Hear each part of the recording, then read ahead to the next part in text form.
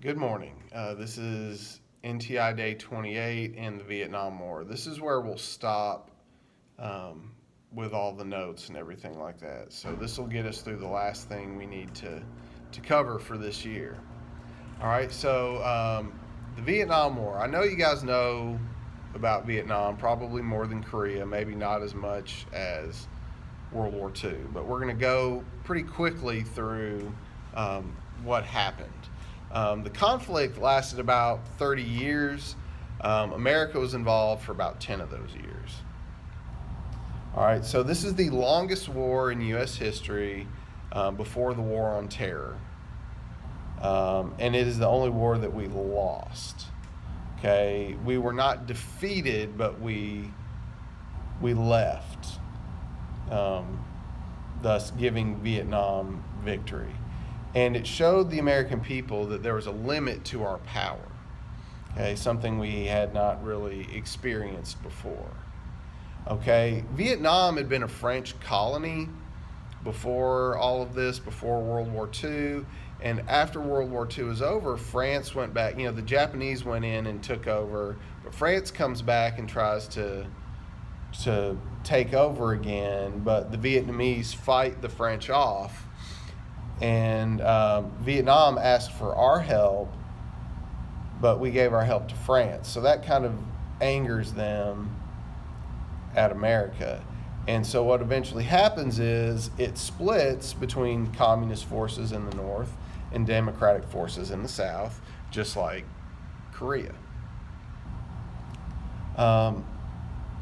We became interested in Vietnam while Truman was president. And one of the things Eisenhower did, Truman came up with this policy of containment. We're going to keep communism where it is. Okay, Eisenhower came up with something called Domino Theory, which meant, look, if one country falls, then other countries will fall as well, kind of like dominoes. If you line up dominoes and you knock one down, it's going to knock the other ones down too. So these ideas are going to basically lead to our involvement because, well, if South Vietnam becomes communist, that means other countries in the area will become communist as well, and we've got to fight that because we're supposed to stop the spread of communism. So an interesting thing about all this is we never officially declare war.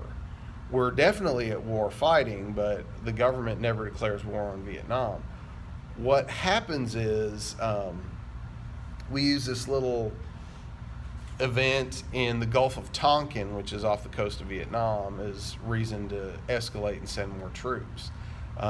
These little boats, like communist boats, go through and like shoot at some big American naval ships, and we use that as a reason to escalate and send more troops over. But we never declared war officially. The Vietnam War was different than any other war we'd fought up to that point, and it's very similar to the wars we've been fighting in the Middle East and Afghanistan. It was like different weather-wise. It was different terrain-wise. If you've seen Forrest Gump, he says, one day for no reason at all, it just started raining, and it rained and rained and rained and rained.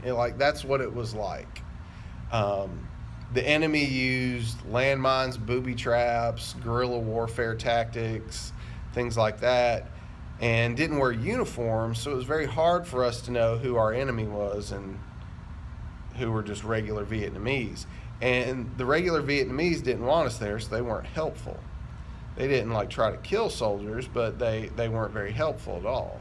And so this led to a lot of stress and difficulties for U.S. troops there. They weren't just fighting, North Vietnamese troops. They were fighting wildlife. They were fighting the weather. They were fighting disease. They were dealing with people who just didn't want them there. the people in North Vietnam, or the people in Vietnam, didn't care who led them as long as they weren't a foreigner. And so Ho Chi Minh, the communist leader of North Vietnam, appealed to a lot of people in South Vietnam as well. He kind of linked this to, America being outsiders who were just trying to tell them what to do, and they just didn't like that. Support for Vietnam is going to disappear back home in America. We've got the civil rights movement going on. We're seeing on television every night the horrors of war basically being broadcast into our living rooms. You're seeing, 500 more Americans died today. You're seeing all this stuff happen at home when that has never happened before. Back in World War II, the government would basically go through letters that soldiers wrote home, and they would erase a bunch of things. They would get rid of it to keep the American people from knowing exactly what was going on. And the anti-war sentiment started to grow. And out of this comes two distinct groups. One were the Doves, which were the young people, and the Hawks, the older people. And there's kind of a list on one of your slides that compares the two. Doves thought the violence was out of control. They were younger. They were Democrats. They thought we've got our own problems here. They didn't like the draft because they were the ones being drafted. They didn't trust the government. The older people, these are people who fought in World War II and North Korea, or in the Korean War. They believe, we can't look weak in front of the communists. We're winning, we're not losing. So what? Calm down. They thought winning the war and defeating communism was more important than the problems at home. They felt like if you're drafted, you need to go serve. That's what they did. Trust your government. They're typically older. So you've got kind of a generational divide and a belief divide that's kind of tearing our country apart. The hippies were totally against the war. Even though we're not really losing, things are happening that make it look bad. On January 31st, 1968, the Tet Offensive occurs. Tet is the Vietnamese New Year, and North Vietnam does this surprise attack on South Vietnam. And again, it's being broadcast on television. And you see the capital of South Vietnam being, with fighting going on in the streets and American troops retreating and things like that on television. It doesn't matter that within a few days we'd stomped out the Tet Offensive and it was a complete failure. People remember what they saw on TV and thought, oh my gosh, we're losing this war. Okay, and the people at home become less and less supportive of this war. So it's going to cause Lyndon Johnson to announce he's not going to run for re-election in 1968. And so Richard Nixon is going to win that election. This is a guy who's been trying to be president for 8 years and hasn't won. So he finally wins. Basically, he campaigned saying that he's gradually going to pull out American troops and let the Vietnamese take over. So we're going to have peace with honor. That's what he campaigns with. Secretly, he starts bombing Cambodia and Laos, which are countries next to Vietnam. So he expands the war. And this is all going to be found out by reporters and going to hurt Nixon's reputation. Nixon was very paranoid after all this. He didn't trust anybody. And, eventually he's going to get us out of the war, but not after he basically broke his promises that he campaigned Other problems are going to happen, back in America. 1968, Martin Luther King Jr. is assassinated. Robert Kennedy is assassinated. John F. Kennedy's brother, who was running for president, he was shot and killed. The big anti-war music festival of Woodstock happens in 1969. And in 1970, college students who are protesting the Vietnam War are shot and killed at Kent State University in Ohio. This happens on May 4th, 1970. Basically, what happens that these students plan a protest and a bunch of outsiders show up, bikers and other people who are not nonviolent. They show up and they start causing a bunch of trouble on campus. And they're harassing some National Guard soldiers who are there on campus to keep the peace, and are throwing stuff at them. And one of the guys opens fire, and then the rest open fire, and 5 students are shot and killed, and many more are wounded on an American campus university. And so that really turns a lot of people off to the war as well. Okay, so January 27th, 1973, we sign basically a peace accord with Vietnam, and we pull out. And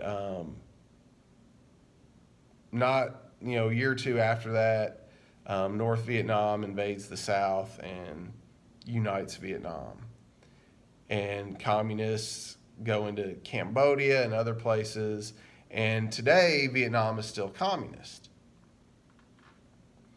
But they basically, they win, the communists win, and we've left, so that kind of makes us the losers.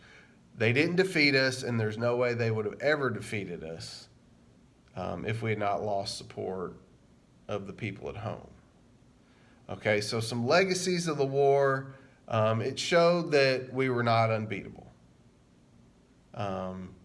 There's no way that we're going to, we can win every war that we ever fight. It showed how divided we were as a country. A lot of veterans returned with physical problems, but also a lot of psychological problems. My uncle was a Navy SEAL in Vietnam, and he saw a lot of terrible things and had a hard time dealing with those when coming back. And one of the ways he dealt with those things is he turned to drugs, LSD and other stuff like that. As a high schooler and a college student, he played college football. He was kind of an all-American, big, strong, healthy, smart man. And he came back kind of a shell of himself after Vietnam. He turned to drugs and got hooked on drugs, and he made a living as a taxi driver in San Diego after he returned from the war. And the drugs really messed him up. He wrote a bunch of conspiracy theory letters to the government, and basically died alone in a veterans hospital about 10 years ago. From complications to Agent Orange and things like that, and just drug abuse and stuff over long periods of time. So there's a lot of people who experience similar things in that, coming back, from war. After Vietnam, the free access of the media to what was going on in war was limited because we saw the damage it did. That maybe more than anything else is why people turned against the war, is because they saw exactly what was going on. And then in 1973, the War Powers Act was passed, so we could not get into a situation where we're fighting a war without actually declaring war. Okay, so that is a very brief and fast overview of what happened in Vietnam. hopefully I'll see you soon. Maybe we'll get to come back for the last 2 weeks of school. If not, I guess we'll figure out what we're going to do after that. The questions I want you to answer. What turned the American people against the Vietnam War? There's several examples of that. Who were the leaders during this war, and what did they do? I'm talking about presidents. Okay, and in your opinion, what is the biggest reason we lost this war? That's question number 3. So good luck with that, and again, hopefully I'll see you soon.